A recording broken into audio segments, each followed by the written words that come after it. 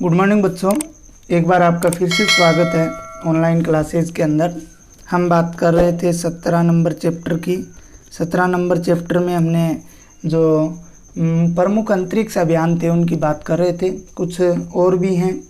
मैंने आपको उसके अंदर बताया था कि मनुष्य की रुचि जो है वो प्रतिदिन या जैसे जैसे समय निकल रहा है, आधुनिक युग में हम बहुत अधिक पहुंच चुके हैं, तो उसमें उसकी रुचि जो है वो विभिन्न ग्रहों, विभिन्न आकाश के अंदर दिखने वाली संरचनाओं के बारे में जानने की बहुत ज़्यादा इच्छुक रही है। उसका तीसरा विषय मैंने आपको मंगल ग्रह बताया था। मंगल ग्रह तीसरा विषय रहा था रुचि के रूप में। मंगल के अतिरिक्त अगर हम अब बात करते हैं तो सौर मंडल में और भी ग्रह उपस्थित हैं। वो ग्रह कौन कौन से हैं? एक तो बुध है, एक शुक्र है, वार नहीं है, ये ग्रहों की बात कर रहे हैं। बृहस्पति है, शनि है, ठीक है, अरुण है, वरुण है और यम भी हैं। इन पर यम जो है इनकी बात बाद में करेंगे, आपको 9th में पढ़ाया भी था। बुध, शुक्र, बृहस्पति, शनि, अरुण, वरुण, यम, इन पे बहुत सारे उपग्रह जो हैं वो भेजे जा चुके हैं। अमेरिका का जूनो यान, एक अमेरिका ने जो है यान बनाया था जिसका नाम है जूनो यान। कौन सा यान? जूनो यान। कौन सा यान है? जूनो यान। बृहस्पति ग्रह के और कासिनी यान शनि ग्रह के, तो न्यू होरिजन यान प्लूटो की परिक्रमा करते हुए सूचनाएं जुटाकर पृथ्वी ओर भेज रहे हैं।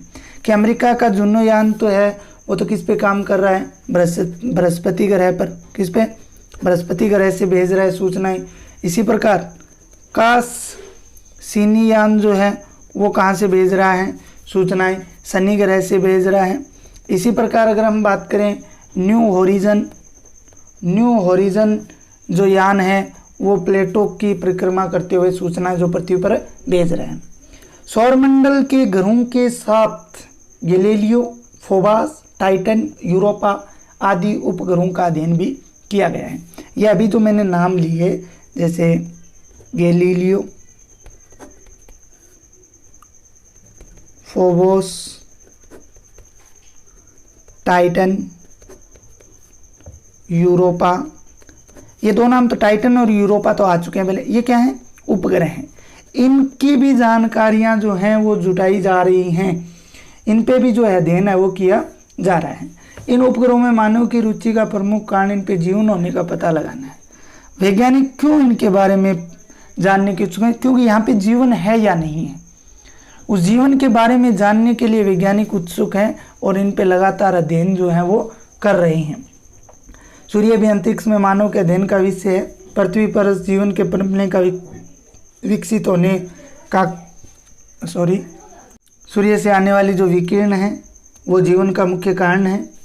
इन विकिरणों की मात्रा का प्रभाव हमेशा एक सा नहीं होकर बदलता रहता है, ठीक है ना, बदलता रहता है। इसका प्रभाव संचार उपग्रहों पर पड़ता है। अतः पृथ्वी के वायुमंडल के बाहर से सूर्य का अध्ययन अंतरिक्ष यान भेजकर किया जा रहा है। भारतीय आदित्य अंतरिक्ष यान भेजकर सूर्य का अध्ययन कर रहा है। प्रश्न आ जाए कि सूर्य के अध्ययन के लिए भारत जो है वो कौन सा अंतरिक्ष यान काम में ले रहा है? कौन सा अंतरिक्ष यान काम में ले रहा है? आदित्य। कौन सा? आदित्य काम में ले रहा है। इसके साथ बता देता हूँ आपको, अंतरिक्ष में मानव का एक अन्य आकर्षण ग्रह क्षुद्र ग्रह भी है। कौन सा है? क्षुद्र ग्रह भी। इसको भी मानव ने अपनी ओर आकर्षित किया है। मंगल व बृहस्पति के मध्य लाखों की संख्या में छोटे पिंड पाए जाते हैं। इनमें कुछ पर कीमती धातुएं, अन्य तत्व भी पाए जाते हैं। कई देश इन पर अंतरिक्ष यान उतार कर उनका खनन करने का प्रयास भी कर रहे हैं। इनमें से कई क्षुद्र ग्रह दीर्घवर्तीय पथ पर परिक्रमण करते हुए पृथ्वी के बहुत समीप आकर टकराने का खतरा पैदा करते रहते हैं। ऐसे ही एक क्षुद्र ग्रह बेनू के नमूने लेने को अंतरिक्ष यान भेजा गया है। किसका? बेनू का जो है अंतरिक्ष यान भेजा गया है उसके नमूने लेने के लिए, जो उसके नमूने को लेकर 2023 में पृथ्वी पर लौटेगा। कब लौटेगा? 2023, 3 साल बाद लौटेगा। इस क्षुद्र ग्रह बेनू पर जो है भेजा गया है अंतरिक्ष यान, जो 2023 में वापस लौटेगा। नमूनों के अध्ययन से ये ज्ञात हो सकेगा कि बेलनों की टक्कर से पृथ्वी को कितनी हानि हो सकती है, कि इसके टकराने से पृथ्वी को है वो कितनी हानि हो सकती है। भारत भी क्षुद्र ग्रह अध्ययन हेतु अंतरिक्ष यान भेजने की योजना बना रहा है। सौरमंडल के बाहर दूर अंतरिक्ष की जानकारी प्राप्त करने के लिए भी अंतरिक्ष यानों का उपयोग किया जा रहा है। सभी को पता है रोजाना कुछ ना कुछ जो रॉकेट वगैरह, अभी पीछे कुछ दिन पहले मंगल ग्रह पर भी इस प्रकार के प्रयोग जो है वो भारत द्वारा किए गए थे। अब हम केवल भारत की बात करेंगे। India in space, India in space अर्थात अंतरिक्ष में भारत ने अब तक क्या किया है, अंतरिक्ष में अध्ययनों में भारत का अब तक क्या योगदान रहा है, उनकी हम बात जो है वो करने वाले हैं। तो देखो बच्चों, अंतरिक्ष में भारत ने बहुत सारे काम किए हैं। सबसे पहले बात करते हैं भारत में अंतरिक्ष अनुसंधान का प्रारंभ जो है, अगर अंतरिक्ष अनुसंधान के हम प्रारंभ की बात करें तो वो 1948 में हुआ था। कब हुआ था? 1948 में। बहुत ही इंपॉर्टेंट बात है ये, अहमदाबाद में हुआ था। कहाँ हुआ था? अहमदाबाद, जो गुजरात में पड़ता है। अहमदाबाद में भौतिक अनुसंधान प्रयोगशाला के रूप में हुआ। फिजिक्स लैब के, जो फिजिक्स की लैब थी उसके अंदर ये शुरू हुआ था। कब? 1948 में, जैसे भारत आज़ाद हुआ उसके बाद में। 1962 की बात करते हैं। 1962 में एक वैज्ञानिक थे डॉक्टर विक्रम साराभाई। डॉक्टर विक्रम साराभाई में जब भारत सरकार ने डॉक्टर विक्रम साराभाई के नेतृत्व में भारतीय अंतरिक्ष अनुसंधान समिति का गठन किया। किसका गठन किया? समिति का गठन किया। भारतीय अनुसंधान समिति का गठन किसके नेतृत्व में किया गया? विक्रम साराभाई के नेतृत्व में 1962 के अंदर किया गया। इसी समिति ने तिरुवनंतपुरम के पास, इस समिति के द्वारा किसके पास? तिरुवनंतपुरम के पास थुम्बा रॉकेट प्रक्षेपण स्टेशन निर्मित किया। समिति ने तिरुवनंतपुरम के पास थुम्बा रॉकेट प्रक्षेपण जो स्टेशन है उसको बनाया और वायुमंडल के अध्ययन के रूप में अंतरिक्ष अनुसंधान प्रारंभ किया। किसके रूप में?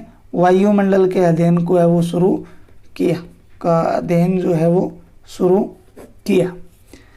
इसके बाद 1969 की अगर हम बात करें तो भारतीय अंतरिक्ष अनुसंधान समिति को भारतीय अंतरिक्ष अनुसंधान संस्थान बना दिया गया। क्या बना दिया गया? पहले तो नाम था भारतीय अंतरिक्ष अनुसंधान समिति, ध्यान से सुनना, पहले तो ये था, लेकिन 1969 में इसको क्या बना दिया गया? भारतीय अंतरिक्ष अनुसंधान संस्थान। समिति की जगह क्या शब्द यूज में किया गया? संस्थान। शॉर्ट में इसको बोलते हैं इसरो। क्या बोला जाता है? शॉर्ट में इसको बोला जाता है इसरो। ई का मतलब हो गया इंडिया, इंडियन, और अंतरिक्ष, एस का मतलब हो गया स्पेस, और आर का मतलब हो गया रिसर्च, ठीक है, और लास्ट में जो है इंस्टीट्यूट, भारतीय अंतरिक्ष अनुसंधान संस्थान इसको रखा गया। अपनी स्थापना के बाद ही इसे इसरो अंतरिक्ष प्रौद्योगिकी का विकास हुआ। भारत ने पहला रॉकेट, भारत की बात करें, भारत ने पहला रॉकेट, कौन सा रॉकेट? पहला रॉकेट जो है वो रोहिणी 75, पहले रॉकेट का क्या नाम था? रोहिणी, आ सकता है प्रश्न, रोहिणी 75। रोहिणी 75 1969 में छोड़ा गया। कब छोड़ा गया? 1969 में छोड़ा गया, जो मात्र 75 किलोमीटर व्यास का था, सॉरी 75 मिलीमीटर व्यास का था। कितने मिलीमीटर व्यास का था? 75 मिलीमीटर व्यास का था पहला रॉकेट भारत रोहिणी 75 1969 में जो छोड़ा गया। स्पष्ट है कि प्रारंभ में भारत के रॉकेट की क्षमता इतनी नहीं थी, उसकी सहायता से कोई यान अंतरिक्ष भेजा जा सके। भारत ने रूस से समझौता किया।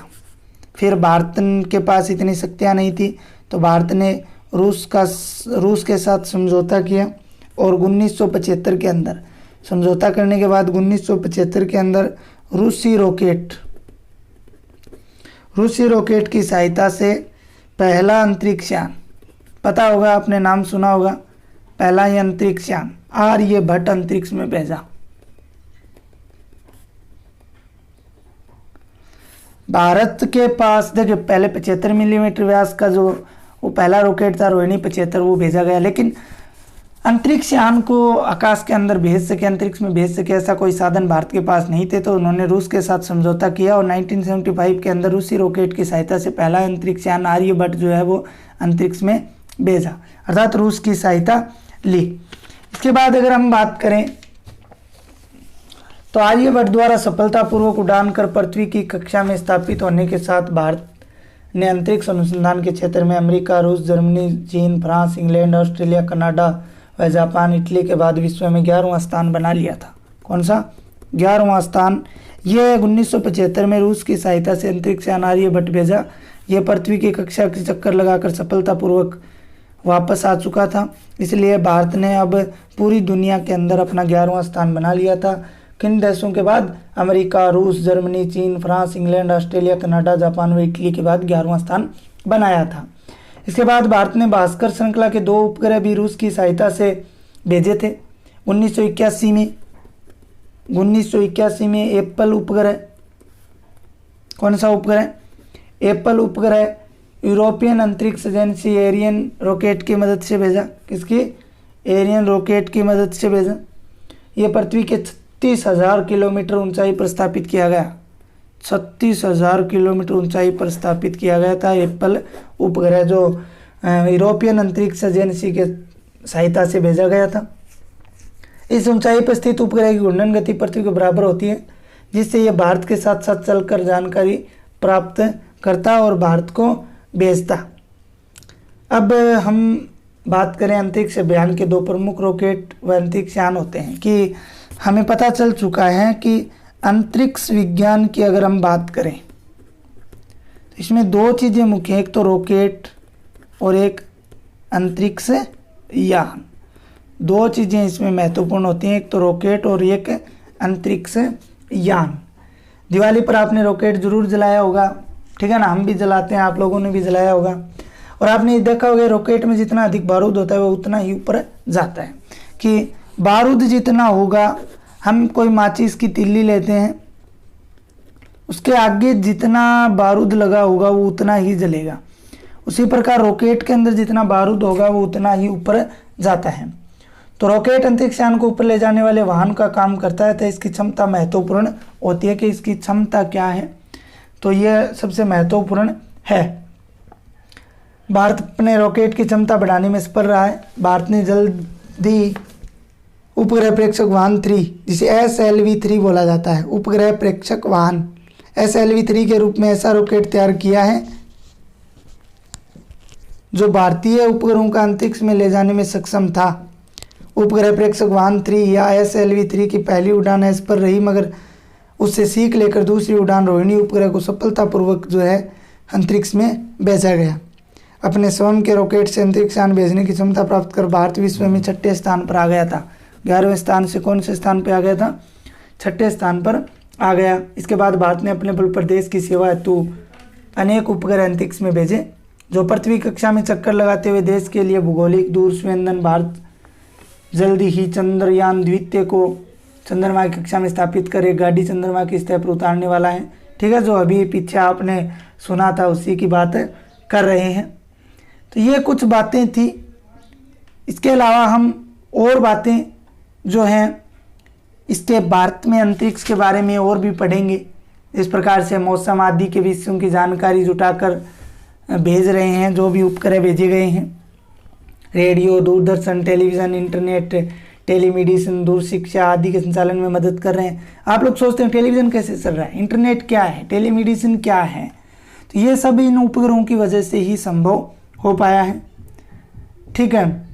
भारत की एक बड़ी सफलता शक्तिशाली रॉकेट ध्रुवीय उपग्रह प्रेक्षण वाहन PSLV के विकास के रूप में भी हुई, ठीक है ना। तो इस प्रकार से भारत का अंतरिक्ष में बहुत सारा योगदान है। बाकी जो है हम कल इसके बात करेंगे। उसके बाद में जो 2020 में प्रश्न आया था उसकी बात करेंगे। अंतर्राष्ट्रीय अंतरिक्ष स्टेशन क्या होते हैं, उनमें किस प्रकार से महसूस किया जा सकता है और कैसे वैज्ञानिक वहाँ पे रहते हैं, उसकी बात हम कल वाले वीडियो के अंदर करेंगे।